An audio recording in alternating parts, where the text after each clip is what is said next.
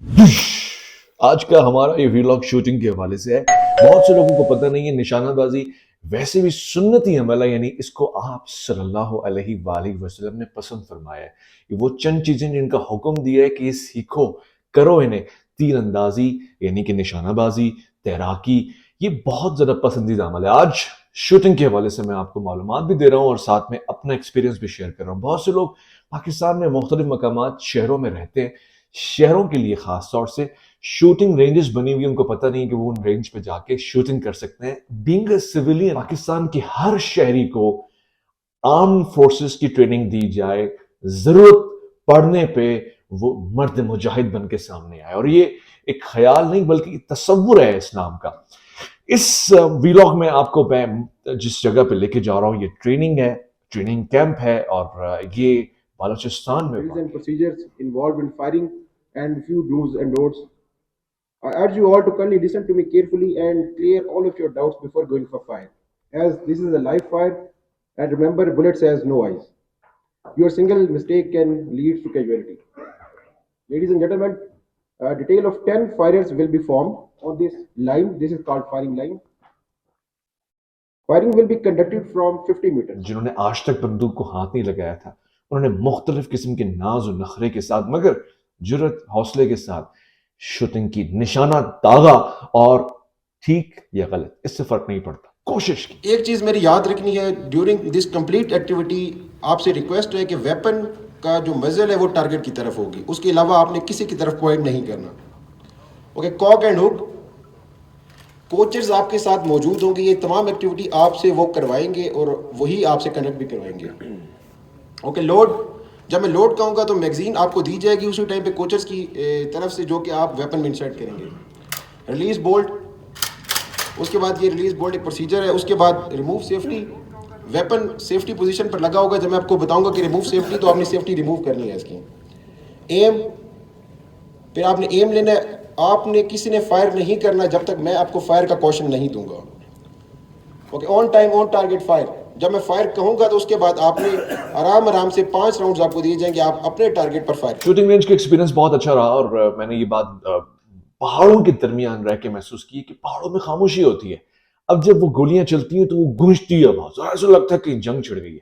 यानी अगर किसी को ना पता हो कि यहाँ पे शूटिंग हो रही है तो वो समझेगा कि हालात खराब हो गए। हम लोग इस वक्त शूटिंग रेंज के ऊपर हैं और यहाँ पर धमाधम फायरिंग हो रही है। फायरिंग इसलिए हो रही है कि लोग निशानाबाजी कर रहे हैं, यानी कि अपने अंदाजों को ठीक ठीक निशाने पर रखने की प्रैक्टिस।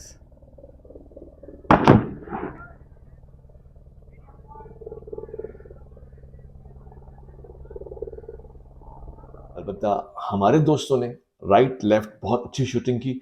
मैं निकम्मा था मगर मेरे निशाने भी अल्हम्दुलिल्लाह जहां मैं लगा रहा था वहां लग रहे थे। एक अजीब बात, शूटिंग करते हुए मुझे इस बात का एहसास हुआ, मैं ये चाह रहा था कि बैठ के शूटिंग करूं मगर मुझे एडवाइस किया, रेकमेंड किया ना कि खड़ा होकर करें, बैठ के भी। मेरे साथी ने, कोच ने रेकमेंड किया कि लेट के करें क्योंकि उससे आपको गन की हैंडलिंग में बड़ी आसानी होगी। तो ये मैं हूँ और मैं कोशिश कर रहा हूँ कि पहले कंफर्ट ज़ोन में आ जाऊँ। मुझे इसका शोर बड़ा नापसंद है, ये कानों को फाड़ देता है। तो मैंने पहले वो जो इसको आप एयरफोन्स कह सकते हैं, मैंने वो पहनने की कोशिश की। फिर मुझे याद आया कि मेरे बाल भी हैं और इसी तरह का निशाना था, तो मैंने बालों की वजह से फिर काटने की कोशिश की और ये अदला बदली होती है। फिर मुझे उसने कहा कि भाई लेट जाएँ, आप लेटे हुए ज़्यादा अच्छे लग रहे हैं। मैंने कहा नहीं ब्रदर, मैं बैठ के कंफर्टेबल। उसने कहा नहीं सर, आप इस तरफ से मेरी तरफ हो जाएँ। G3 गन से शूटिंग हो रही है यहाँ पे, और G3 वो गन है जो फौज ही के पास होती है, तो आपको ये आमतौर से मैसर नहीं आएगी। लिहाजा इससे शूटिंग करने के लिए आपको शूटिंग रेंज पे ही आना पड़ेगा। हैकलर एंड कोच इस गन को कहते हैं। G3 भी इसीलिए कहते हैं। इसकी जो रेट ऑफ फायर है वो 500 से लेकर 600 राउंड्स पर मिनट फायर कर सकती है। और ये भी याद रहा है कि इसमें मजल वेलोसिटी होती है 800 मीटर पर सेकंड, यानी कोई 26,500 फीट पर सेकंड बनती है। इफेक्टिव फायर रेंज इसकी कितनी है? 200 से 400 मीटर। 200 से 400 के दरमियान निशाना आया तो गया। ये बहुत भारी गन होती है। हमें याद है कि हमने 2002 या 3 में जब इसको चलाया था फर्स्ट टाइम, तो ये कंधे पे बैक मारती है और उस वक्त बड़ा एक झटका आ जाने का भी खौफ होता है। अब देखिए, बचपन में जो मैंने चलाया था तो मुझे वो G3 का झटका याद है। मुझे तो बहरहाल ये याद है कि मेरे दोस्तों को शिकायत हुई थी, तकलीफ हुई थी और मैंने भी महसूस किया था उस झटके को अच्छा खासा। मगर उस खौफ ने इस हद तक अपना असर जमाया कि आज 2022 में जब मैं शूटिंग कर रहा था तो मैं वेट कर रहा था कि गन झटका मारेगी, और पहले शॉट में मैंने इसको महसूस किया कि आज उस झटके को मैंने बर्दाश्त करना है। मगर नहीं, इतना ज्यादा नहीं था, वो बचपन का खौफ ज्यादा था और वो ज्यादातर हालात।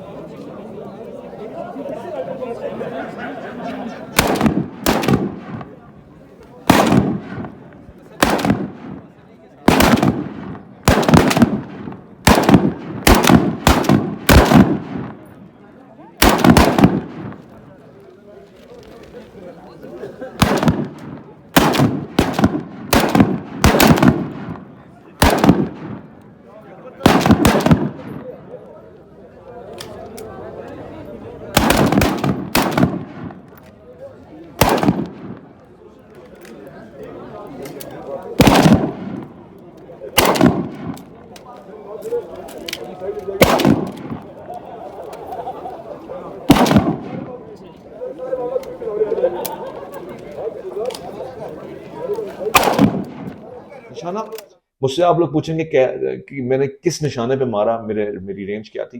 मेरे टोटल 8 पॉइंट्स थे। इसका मतलब ये हुआ कि मैंने मेरी दानिश के मुताबिक सेंटर में एक निशाना मारा है 5 शॉट में से। 2 मैंने बिल्कुल क्लोज सेंटर पे मारा है और 3 मेरे बॉडी पे लगे हैं, यानी जो सामने अगर हम एक्सपेक्ट करें बॉडी से बाहर कोई नहीं है। एक बिल्कुल हेडशॉट है, 2 जो है वो उसके सीने के ऊपर है, चेस्ट के ऊपर है, और 3 जो है वो बाजुओं के पास है, बॉडी के ऊपर है। तो ज़ाहिर है मैं एक रेगुलर प्रैक्टिस शूटर तो नहीं हूं, मगर अगर कोई करे तो उसको बहुत ही आसानी से शूटिंग आ जाएगी। एक अजीब बात थी, मैंने अपने लिए नोट की, और हो सकता है कि आप में ये बात ना हो। मैं जब राइट से गन शूट कर रहा था G3 को, तो वो मैं उसको निशाना ले नहीं पा रहा था, एम नहीं कर पा रहा था। मगर लेफ्ट साइड से जब मैंने किया तो मैं, हालांकि मैं लेफ्टी नहीं हूं, मैं राइटी हूं, उसके बावजूद मैंने लेफ्ट से अच्छा शूट कर दिया।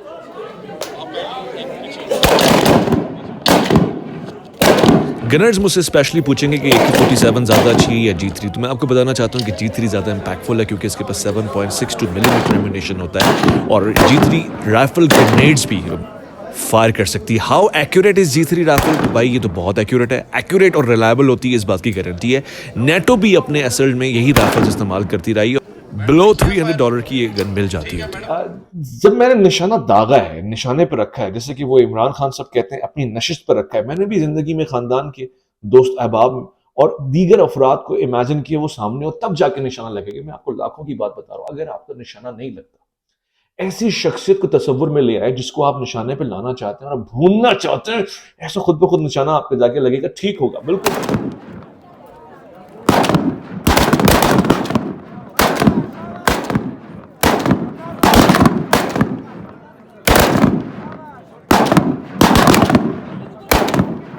मैं आपको बता रहा हूँ ना, वही शख्स जिसने आपको जिंदगी में सताया है, रुलाया है, तड़पाया, निशाने पे आए।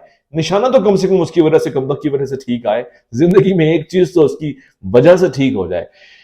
मैंने आसपास पहाड़ों को भी महसूस किया, दोस्तों के साथ पहाड़ों की तरफ भी गया, वो भी मैं वीडियो आपके सामने रखता हूँ, आप देखिएगा।